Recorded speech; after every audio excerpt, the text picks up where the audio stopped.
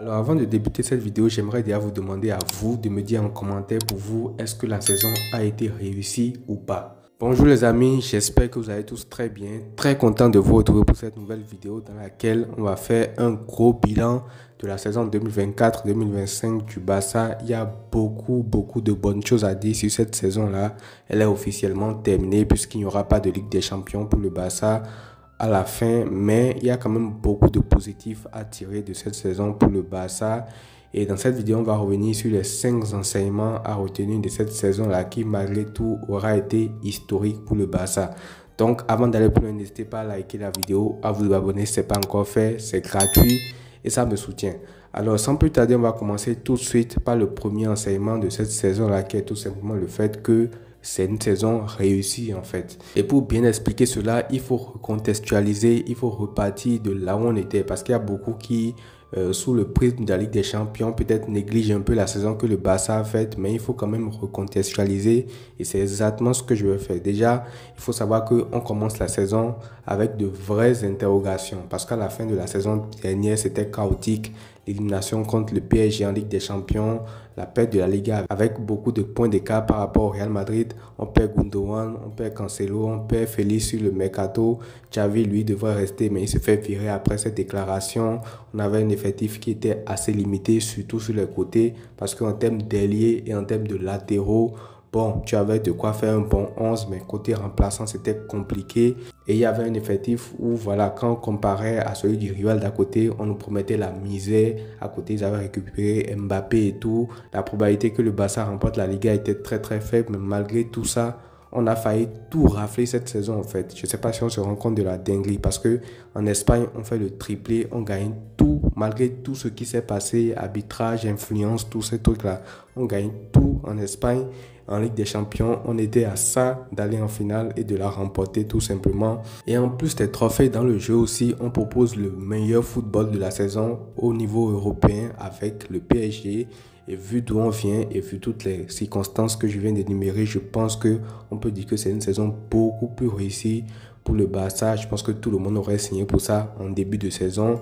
Et d'ailleurs, il y a un chiffre qui est très révélateur. Lors des célébrations du titre en Liga, 670 000 personnes sont venues assister à ça, contre 76 000 personnes seulement en 2023 lors du précédent titre. Ça montre aussi que cet effectif-là, cette équipe de cette saison a généré beaucoup plus d'émotions à tout le monde en fait. Parce que hormis les fans du Barça, il y avait beaucoup de supporters neutres aussi qui regardaient le Barça et qui prenaient du plaisir.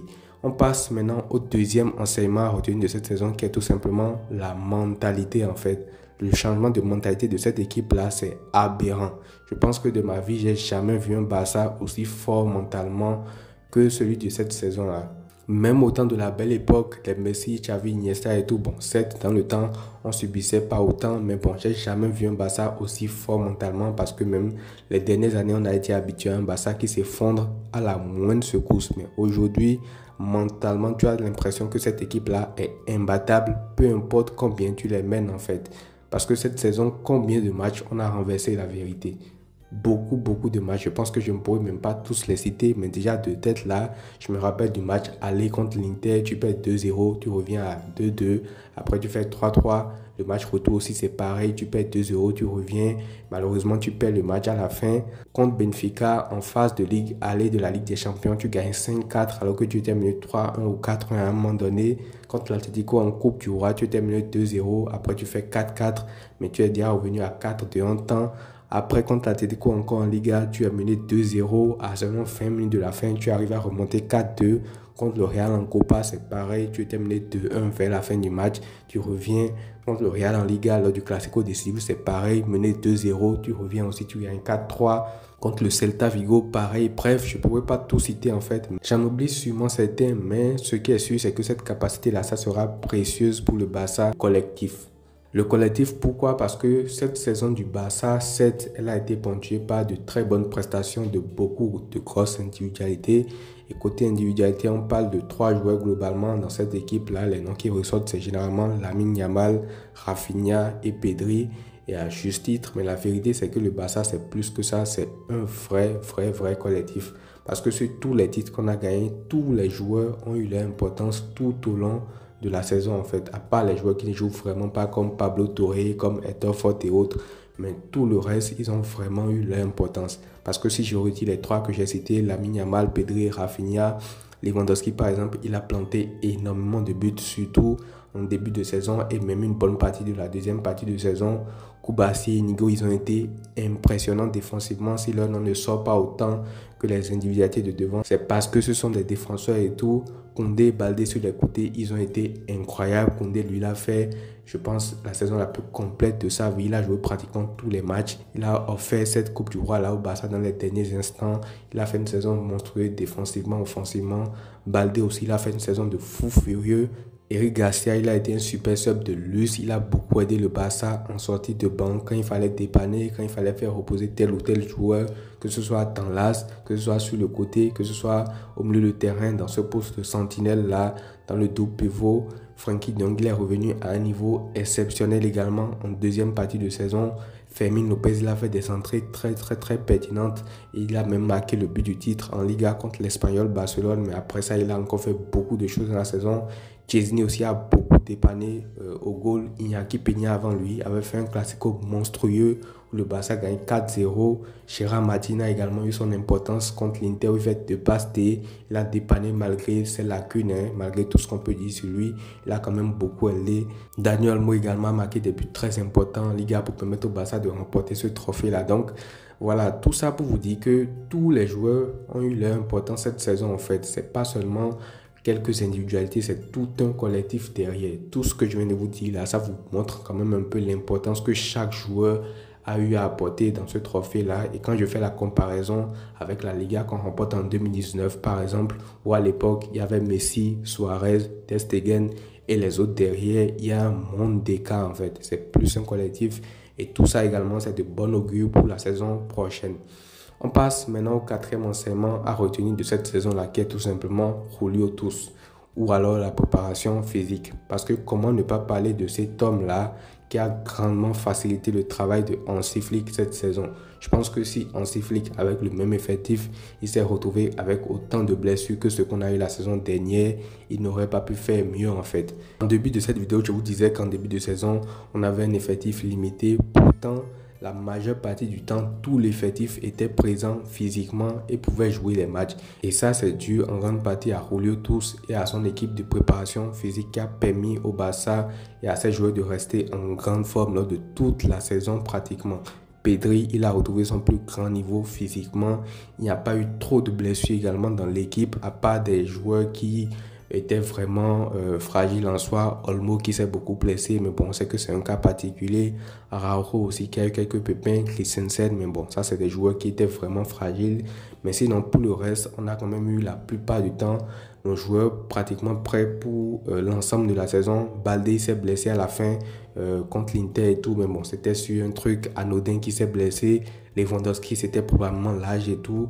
Koundé, ça, c'est parce qu'il enchaînait vraiment trop les matchs. Lui, on se demandait juste quand ça va lâcher. Donc, c'est parce qu'il enchaînait beaucoup les matchs et parce qu'il n'y avait pas vraiment un remplaçant de taille de son côté. Mais sinon, la plupart du temps, Hans-Dieter Flick, il a changé carrément nos vies. Je le répète encore, il a changé carrément nos vies parce qu'aujourd'hui, on peut sortir fièrement avec des maillots du Barça de nos maisons. On peut parler foot avec les supporters des autres équipes parce qu'il fut un temps où, quand on allait en Europa League et tout, on n'était pas du tout respecté en fait. Et aujourd'hui, on a regagné le respect que le Barça devrait avoir sur la scène européenne et sur la scène mondiale. Et le plus fou, c'est que l'équipe qu'il a pris cette saison, cette équipe peut faire encore beaucoup mieux que ça. Elle peut être vraiment meilleure. Et d'ailleurs, Flick lui-même, il le dit parce que sur les dernières conférences de presse, j'ai remarqué qu'il y a toujours cette communication où il dit que l'équipe peut être vraiment meilleure que ce qu'on voit déjà. Il y a une fois, par exemple, où il dit qu'il y a beaucoup de choses que lui n'a pas pu tester, surtout en fin de saison, à cause d'un effectif qui ne lui permettait pas vraiment ça. Il n'a pas dit ça exactement comme je le dis là, mais bon, c'est ce qu'il a sous-entendu et tout. Donc, je pense qu'avec un meilleur effectif, il pourra faire beaucoup mieux. Et même après le Classico en Liga qui offre le titre au Barça, le 4-3 au Montjuic, Il a répété pas mal de fois que le Barça devait s'améliorer, surtout défensivement, que c'était pas vraiment normal qu'à chaque contre, avec des joueurs qui sont vraiment justes, chaque fois il passe dans notre dos pour aller marquer tout simplement en fait. Du coup, je pense que lui-même il sait que le plus grand axe d'amélioration de ce Barça-là, c'est surtout la maîtrise défensive parce qu'il va falloir canaliser tout cela lors de la prochaine saison. Donc moi, tout ça, ça me rassure parce qu'on peut être sûr et certain qu'il ne se reposera absolument pas sur ses acquis. Il ne va pas dormir là-dessus. Et la saison prochaine, on peut être sûr que le Barça sera encore meilleur.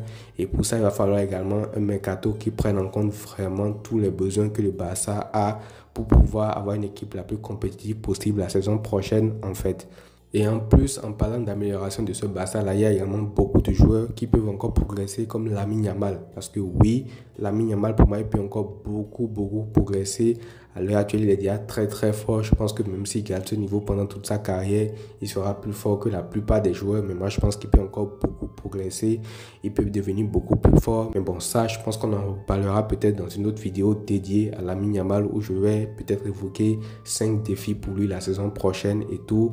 Mais voilà, globalement, c'est tout pour les enseignements de cette saison-là, qui encore une fois aura été une saison historique pour ce Barça-là. Un triplé national, une demi-finale de Ligue des Champions, où tu passes à ça d'aller en finale et de la gagner. Donc, pour moi, c'est plus qu'une saison réussie. N'hésitez pas à me dire ce que vous en pensez dans les commentaires. Est-ce que pour vous, la saison est réussie ou pas? Je vous lirai. Prenez tout soin de vous les amis et à très vite.